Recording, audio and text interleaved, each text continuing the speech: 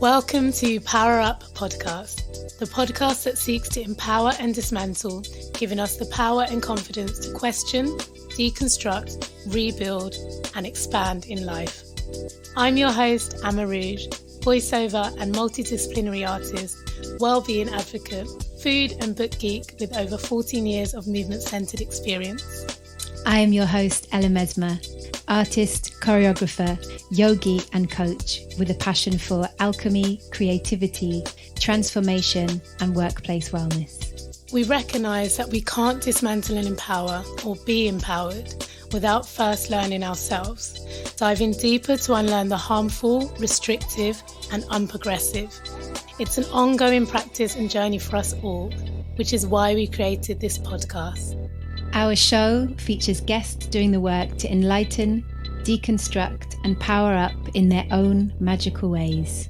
We're going to be having conversations around the power of healing, transformation, well-being and creativity, and how they feed our personal and collective evolution, how they help us power up. It's been a lot.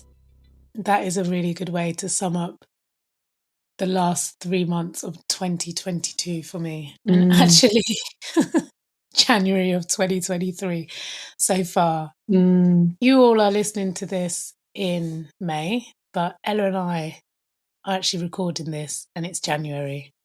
And we're less than 2 weeks in, and I feel like it's a lot still sums up this trajectory that I've been on since October last year. And there have been many amazing, beautiful, high vibrational happenings in that time. And I think they've really served to actually, they've served as a balm and as a buffer, as a tonic to all of the it's a lot. But they've also been part of the it's a lot. You know, they've also taken up space. I have to say the words balm and buffer and tonic for me, they just sound so delicious right now in terms of the kind of dealing with the it's a lot.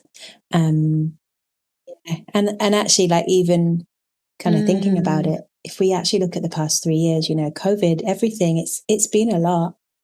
And I totally resonate with whilst it's been a lot, I also have grown so much and have alchemized so much in that time. So I recognize, you know, the blessings, the privilege, the joy, the kind of alchemy on the other side of what I'm going to call the shit, because it is, right? There's been some shit. There's been a lot of shit. Yeah. But I think just taking a minute it's been a lot. I think it feels like for me there was this sort of turning point during COVID times of speaking out about things that has actually given a lot more permission for many people. But I'm going to speak for myself, but for myself particularly, to talk about things that have happened in the past and to talk about mental health. And I feel sad that kind of the state of things, you know, things in terms of economy, things in terms of government and so on, but also, you know, global things that have happened have meant that there's been so much difficulty. And I want to kind of reach out to our listener and just say, you know, we decided to put on this topic because it feels so present and so common, and so it's just so important that we speak about it. But also, I suppose on the other side, I'm also really grateful that I've been able to speak about things so much more openly and without this kind of shame attached to speaking about our mental health. Yeah, same. And recently I shared a diagram with Ella around vibration, and shame is actually at the very lowest number on the scale in terms of our vibration. And so it's when we feel shame, we're vibrating at our very lowest. I was just thinking about, like, when I am in my highest vibrations, I sometimes actually do feel like I can feel the vibration. You know, I can actually feel like the cells of my body moving really fast. And I recently did this little course, shared a course called the 5 Tibetan Rites. But the person who I kind of originally learnt it from says that your chakras, those 7 points of the body, rotate at a certain vibration, and that as we get older they kind of naturally slow down. And so the work can be to stay young, to stay healthy, to stay vibrant, which is interesting, that word vibrant and vibration, right? We want to keep those energy centers moving at a certain vibration. So yeah, maybe that's for another day, another podcast series, but really resonating with what you're saying. You just made me think about experience I had thinking about shame and how things are shifting, and really, I agree with you, feel like they started to shift more explicitly during COVID and as a result of COVID, in terms of people being more open and explicit about their mental health. I was training at the Royal Festival Hall at the bottom. I haven't been there in years, but I love that place. I hadn't been there in years either, and it was actually such a lovely welcome back into the space, because I was nervous to be in the space. I felt so removed from the space. I was in a headspace of not wanting people to watch me dance, watch me, inverted commas, because everyone is there doing themselves. It's so true, but we can often feel the shame, right? The oh, don't look. Yeah, exactly. And whilst I was training, this young male came up to me and said, "Hey," and said, "I haven't seen you here for ages." And I was like, this has to be someone that knows me, because I haven't been here for ages. But I didn't recognize him. And then he described the time that we had met prior, and I was like, definitely spoken to him. And then the beautiful thing was, he then went on to share with me mental health struggles he had been having, and where he was in his journey, and how they had impacted him. He shared really openly, and I wasn't expecting it at all, as someone I didn't recognize, didn't really know, but I loved that as a male, and this is how he identified as a Black male. He felt so free and comfortable sharing with me, and some really, really intimate things that have been part of his mental health journey, and the things he was looking at in himself and what had happened to him as a result, and where he was. And it was just so beautiful, because effectively I was a stranger to him, but I thought it was so beautiful that he felt really comfortable to speak to me in that way. And especially when there can be a lot of taboo, not just around mental health in general, but around Black males and mental health, and even males and mental health. I was just really honoured, and humbled that he shared that with me. And I made sure he knew it. I made sure I acknowledged it. Beautiful. I remember the very first time I ever kind of had counselling or therapy. I was living in London at the time, actually. It was like 2014 or 2013. And there was a lot of shame for me attached. I actually didn't even tell my partner at the time, because I felt embarrassed, and I could barely afford it. The wonderful therapist, gave me like a very special discount, because she was like, I really want to work with you, and I know you're a dancer, and I really want to make this possible. And that, as I'm saying that, I'm feeling quite emotional that was even possible, and that she made that concession for me at that time, because it was such such a life-changing moment. First of all, to say I'm not okay, and that's okay. But also to speak out about, many things. But like to have that, because I think previous to that time, I'd kind of within my family and maybe just something I just learned that was, we don't really talk about that stuff, like you just push it all down. I even internalized at the beginning of my kind of journey with alchemy. And I think this is really an important turning point for me recently, that my teacher often says thoughts and feelings aren't real. And so I kind of used to be like, oh, just push, thoughts and feelings aren't real. Just ignore them, push them away. Like, don't deal with that. That's not even real. Whereas actually the kind of approach that I give it now is, we know scientifically that feelings take 90 seconds to move through the body when you really just be with them.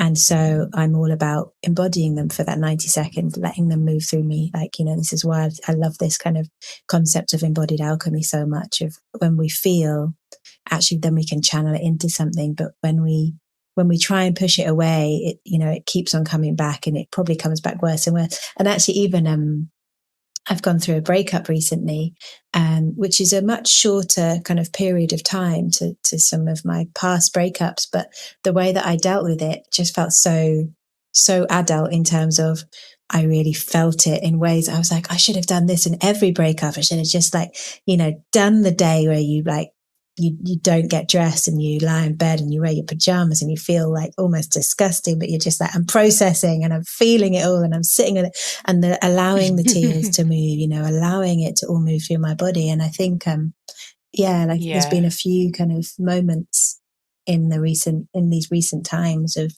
kind of mourning and so on, where I've really allowed myself to feel. And I think that feels like the alchemy, or the kind of real,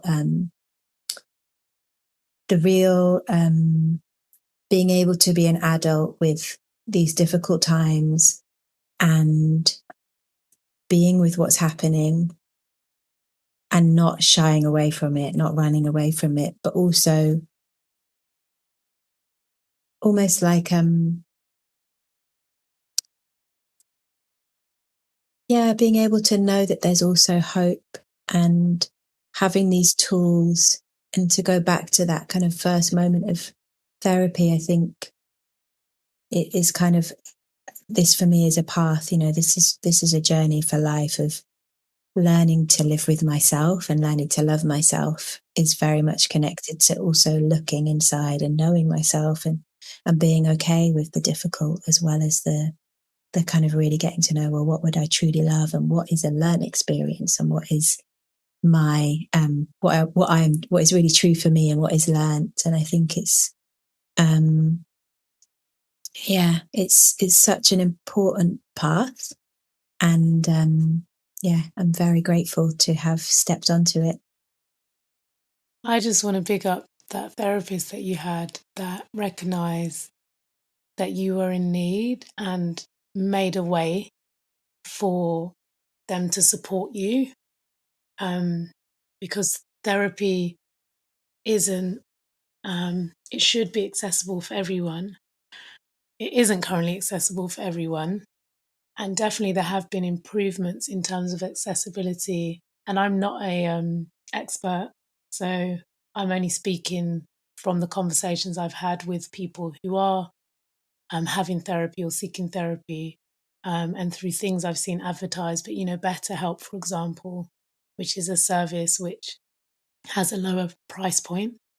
I don't know how good the service is, but even offering therapy at a lower price point, and offering it in a way that you can access it wherever you are because it's online, already makes therapy more accessible than it was 10 years ago. And I think that's a reflection of need, and it's a reflection of attitudes changing. There's also a kind of a walk-in therapy service which I read about the other day, which just blew my mind in a really good way. I think it's in London Bridge. And I just found it incredible that I think they are one of the first, or they are the first mental health walk-in services where you can just walk in off the street and access some support. Amazing. And I think this thing about accessibility feels important. Yeah, big time. Big time. It's really strange when I think about it that we're having this conversation now, but I feel that I didn't really think about my mental health in an explicit way until about 7 years ago, I would say, more or less. I don't feel like I really paid it much attention. I think I had a awareness of, obviously, when I was feeling mentally better than other times, or had a strong connection to my emotional state, and I have I'm emotionally aware, and so for me, I was aware, but I don't feel like I was explicitly tending to my mental health. And I feel that is something that's changed hugely for me in the last 7 years, and massively for me over the last year, having access therapy. Talking therapy is what I'm having, and body-led therapy. And for me, both of them are really, really beneficial, and I'm experiencing shifts in my understanding of myself and in my knowledge of myself, in a way I never have before. So many pieces are starting to come together, some of which I didn't even realize were part of the puzzle, because I didn't have somebody on my team, on my side, who could shine a light on some of these things and unravel things and connect things and show me and bring clarity. And so for me, it's one of the absolute best things I've ever done. It's shifting who I understand myself to be in a really positive way, and shifting um, how I move through the world and how I relate to those closest to me, and to those furthest from me as well. And also, like you said, it's helping me distinguish what is learnt and what is actually true. Um, what is conditioning, what is wounding, and what is actually my true essence. That shifts then choices that I make, and and so on and so forth. And it's a slow and steady journey, and there's a lot of getting it, not getting it wrong, but there's a lot of kind of stumbling, and maybe continuing to think in certain ways, because that's what I'm conditioned into. But slowly over time, I can see where positive and really helpful changes are happening. um and I just think it's the most incredible. It makes so much sense to me to tend to your mental health regularly, and not just when something comes up, but in general, the same way we tend to our dental health, and the same way we go to the physio or the masseuse or the acupuncturist maybe regularly. um and I know a lot of people have been having conversations about this as well, about realizing that tending to our mental health should be as natural as tending to our physical health. I'm I'm kind of in shock when I think that I wasn't really tending to my mental health before 7 years prior. I'm like, wow. And I remember moments during dance training where my mental health was really in a bad way, really, like, now I look back, really in a bad way. And I was aware that I was not my most well, because, we would finish, for example, cool downs at the end of class, and I wouldn't want to get up from the studio floor because I'd been crying for like basically the whole cool down. And then I didn't want people to realize I'd been crying, and I didn't want people to ask me what was wrong, and then I didn't have to talk about everything, and so Sending you hearts and hugs, and also resonate so much. thank you, Those Mona. moments in dance school. Yeah. Right. And And I wasn't having any kind of support really for my mental health then. I was sharing things with friends, but that is different from tending to your mental health through Absolutely. therapy or coaching or any kind of therapy. Yeah, I always say this, but I do think it's such a powerful sentence of opinions are the lowest form of advice. And that for me is the really profound shift of like now I do a lot more coaching rather than therapy. Although actually kind of like what you said, I'm doing a lot of TRE and kind of like body work and other ways of processing trauma.